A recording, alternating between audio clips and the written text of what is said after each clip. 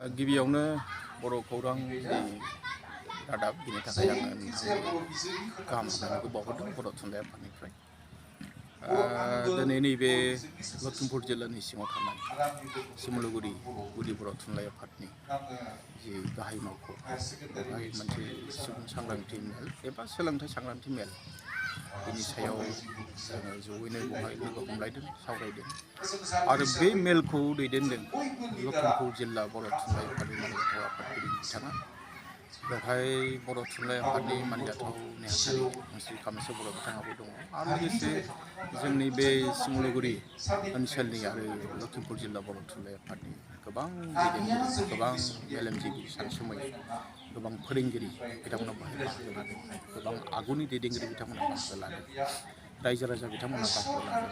बेयो थारैनो मोनसे आंनि जिउआव मोनसे जारिमिनारि मोनसे सम होननानै आं बुंनो लुबैदों। मानोना बियो मोनसे जारिमिनारि जायगा। जोङो बेयाव मिडिया हिसाबैबो जोङो माखासे समाव जों हाबनानै बर' बिजों गैयिनि सायाव जोङो नायबिजिरखांबाय। बेनि सायाव दायो बर' बिजोंखौ जों फोथांफिननो थाखाय जों मा खालामनांगोन बेखौ बुंनो थाखाय। दिनै बेवहाय जोङो फैनानै माखासे बाथ्राखौ मिथिनानै मोनबाय।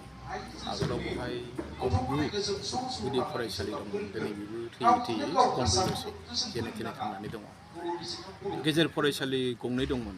बेयावबो फरायसानि अनजिमाया जोबोद एसेल'सै। जौसिन जि गेजेरारि फरायसालि एबा हायार सेकेन्डारि जों जायखौ बुङो बेवहायबो बर' बिजोङा दंब्लाबो फोरोंगिरिनि आंखाल फरायसाफोरनि आंखाल बे मोनसे बाथ्राया आंखौ गोबां दुखु होदों साननो गोनां जादों। बे आंनि बाथ्रा नङा, बे हारिनिनो मोनसे गिदिर जेंना बियो।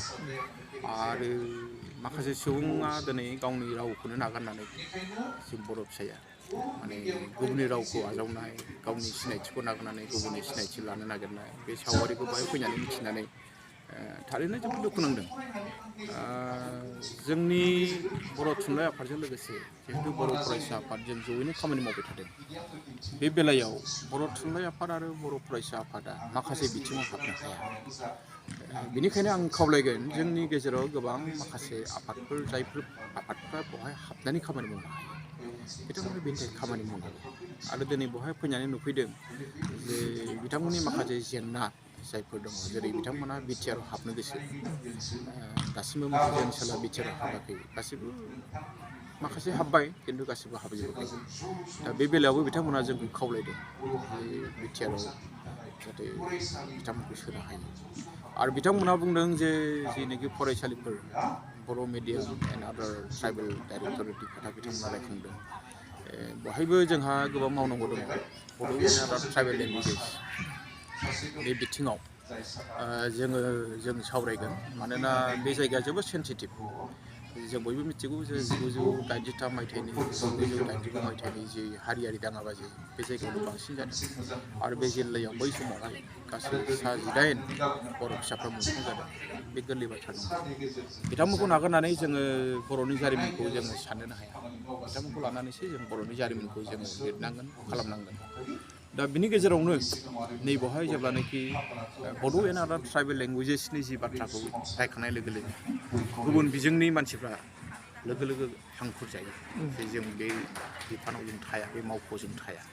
दा बेखायनो जोंनिफ्राय जों मोनसे दाबि खालामगोन जे बड' एन्ड आदार ट्राइबेल लेंगुवेजेस जिहेतु दङ जोंनि बर' बिजोंखौ माबोरैहाय आलादा खालामनो हायो बिनि थाखाय जोङो सरकारखौ जों खावलायगोन। आरो बेजों लोगोसे खिन्थु देरसिन खोथाया जादों दिनै फरायसाफोरनि अनजिमानि आंखाल। फरायसाफ्रा गैथारला। दायो जों खोनानो मोननायाव जों नुनो मोननायाव दायो जोङो मिथिनो मोननायावहाय दिथागिरि बिथांमोनहाबो बर' बिजोङाव सोआलासिनो गुबुन इंलिस मिडियाम आरो आसामिस मिडियाम गोबां बेफोरबायदियाव सोयो होननानै जों मिथिनो मोनदों। बेनि सायाव दा सारा मा बुंगोन? बियो जोंनि साफ्रोमनिबो मोनसे गोरोन्थि साननाय होननानै आं बुंगोन।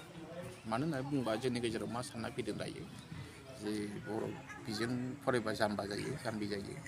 आरो बेखायनो जों इंराजि बिजोंजों फरायनांगौ फोरोंनांगौ। दा बे साननाया जुदि सैथोबा दिनै आगोलनि गोबां गेदेमा सुबुंफ्रा बर' फिसाफ्रानो दं। डक्टर दं, साइन्टिस्ट दं, इन्जिनियारफोर दं, प्रफेसारफोर दङ। बिथांमोना गोदो बर'जोंनो फरायलांनाय। नाथाय दिनैसो बे साननाया मानो फैखो? बे मोनसे सोंनो गोनां खोथा। आरो दिनै जोङो सोंनो गोनां नैबेबो बाथ्राया जोङो इंराजि बिजोंनि जों हेंथा नङा। नाथाय जों मोनसे खोथाखौ बुंनांगोन जे गासैबो इंराजि बिजोङाव फरायनाय फरायसाफ्रा डक्टर जानो हादों नामा? साइन्टिस्ट जानो हादों नामा? प्रफेसार जानो हादों नामा बिराद गिदिर गिदिर अफिसार जानो हादों नामा बेथ' गासिखौबो जाजोबनो हायाखै दिनै हिउमेन रिसर्स खालामनायाव जोंनि नुनायाव खुनु पयदे बिजोङा हेंथा जानो हाया बिजोङा मोनसे फेक्टर जानो हाया बेखौ आं नोंथांनि बे मिडियानि गेजेरजों बुंगोन आगोलावबो बुंदों दाबो बुंदों इयुनावबो बुंगोन बिथाङा सासे दैदेनगिरि हिसाबै जोंनि बर'नि दिथागिरि बिथांमोनखौ मा खावलायनो सानगोन बर'नि जोंनि दिथागिरि बिथांमोनानो माखासे बिदि आसामिस मिडियामाव सोबा गोरोंसिन जायो बा इंलिस मिडियामाव सोबा गोरोंसिन जायो होननानै साननाया सोमजिदों दा बेनि सायाव मा बुंनो सानदों सारा आं दहाय जि बाथ्राखौ बुंदों जे जोंहा मोनसे गोरोन्थि साननाय फैदों बेनो जाहैबाय जे मोनसे जोङो माने इंराजि फोरोंबासो गथ'आ मानसि जायो नाथाय बियो गासैबो सैथो नंजोबा आं जि जायगायाव थायो आं जि जायगानिफ्राय फैदों गासैबो सुबुङा थिगानो दं बिसोरो 9, 10सिम खोब मोजां रिजाल्ट खालामो उनावहाय बबाव गोमाहैयो बेखौबो नायनाया मोजां